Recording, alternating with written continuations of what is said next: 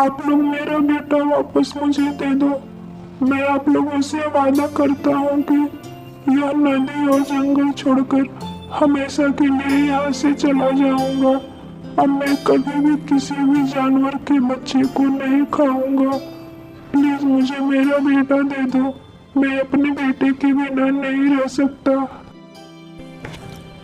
यह कहानी है एक छोटे से जंगल की, जहाँ पर हाथी, खरगोश, बंदर, मगरमच्छ, शेर, हिरन, चिड़िया और भी बहुत सारे जानवर एक साथ रहा करते थे। यहीं पर एक छोटी सी नदी भी थी, जहाँ पर सभी जानवर पानी पीने जाते थे। इसी जंगल में चिंकू खरगोश अपनी दोस्त हेना के साथ रहता है। हेना एक समझदार और चालाक मुर्गी है। इसके 2 प्यारे प्यारे बच्चे भी हैं। हेना हर रोज अपने बच्चों को लेकर नदी के तट पर जाती थी। एक दिन की बात है, हेना अपने बच्चों को लेकर नदी के तट पर गई थी। तभी दिन में एक खूंखार मगरमच्छ निकलता है। वह बच्चे की तरफ आगे बढ़ता है। बच्चे घबरा जाते हैं और रोने लगते हैं। बच्चों की आवाज सुनकर हेना आ जाती है। वह मगरमच्छ से बोलती है, मगरमच्छ भाई, मेरे बच्चों को छोड़ दीजिए। उन्हें कोई नुकसान मत पहुंचाइए। मैं आपसे विनती करती हूँ। लेकिन मगरमच्छ मुर्गी की बात नहीं मानता है और उसके बच्चों को खा जाता है।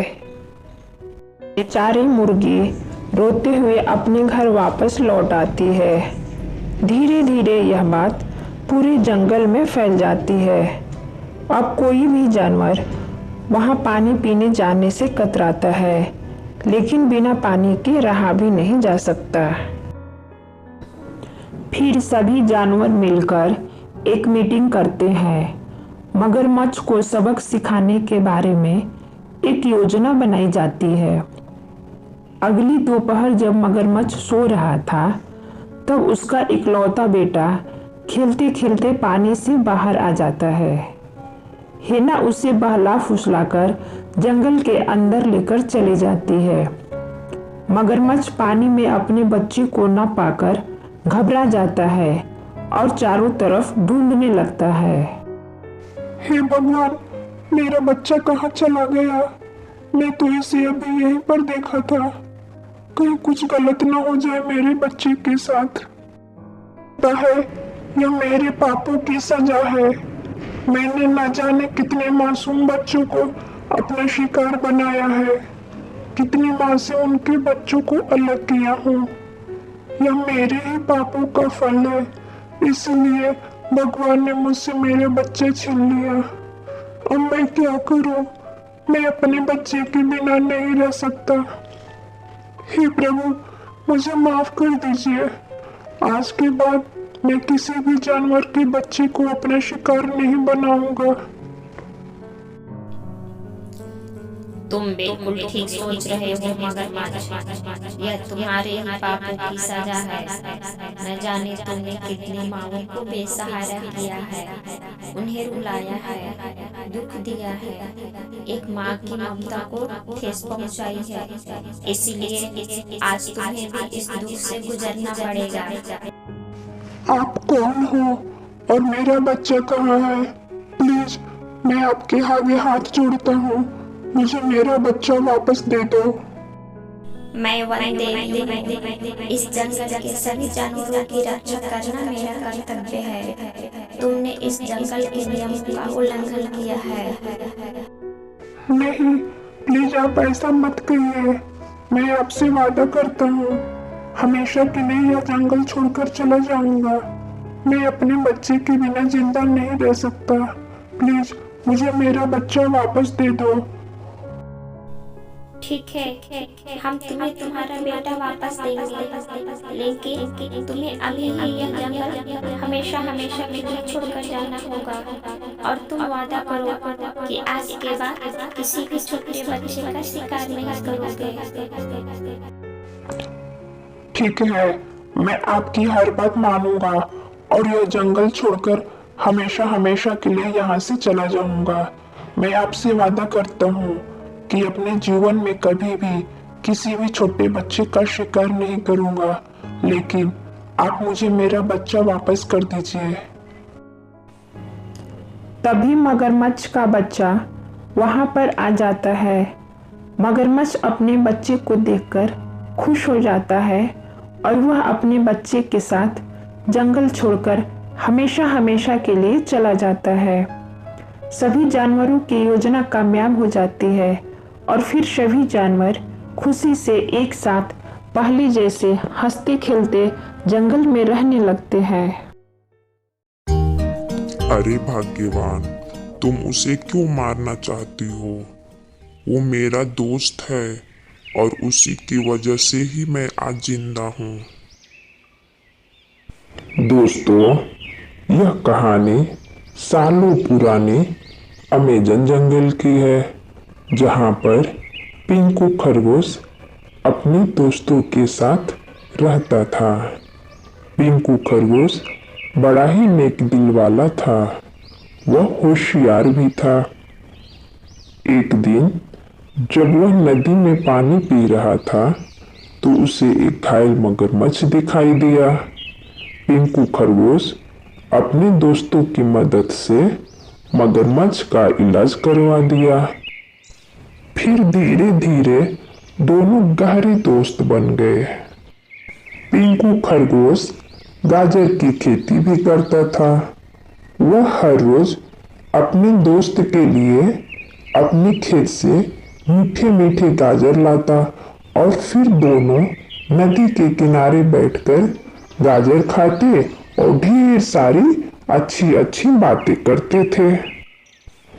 कुछ दिनों बाद मगरमच्छ अपने पूरे परिवार को लेकर इसी नदी में रहने के लिए आ गया। उसके परिवार में उसकी पत्नी के अलावा उसके 3 बच्चे भी थे। उसकी पत्नी का स्वभाव मगरमच्छ से बिल्कुल ही अलग था। वह एक नंबर की लालची और धोखेबाज औरत थी। पहले तो वह छोटे छोटे जानवरों से दोस्ती करती और फिर उसका शिकार भी कर लेती। मगरमच्छ के बच्चे जब भी पानी से बाहर आते वह गाजर भी खाते, खेलते भी थे। एक दिन बच्चों ने यह बात अपनी माँ से भी बताई। मगरमच्छ की पत्नी अपने पति से बोली, मेरे लिए भी गाजर लाइए ना, मैं भी मीठे मीठे गाजर खाना चाहती हूँ। बच्चे बता रहे थे कि गाजर बहुत ही मीठा है। ठीक है, मैं कल तुम्हारे लिए भी गाजर लेकर आऊंगा। अब मगरमच्छ हर रोज अपनी पत्नी के लिए भी गाजर लाने लगा। उसकी पत्नी को गाजर बहुत पसंद आता था। धीरे धीरे उसके मन में लालच आने लगा। वह मन ही मन सोचने लगी, जब गाजर इतना मीठा है तो गाजर खिलाने वाला इससे भी मीठा होगा और इसका मांस खाकर तो मजा आ जाएगा।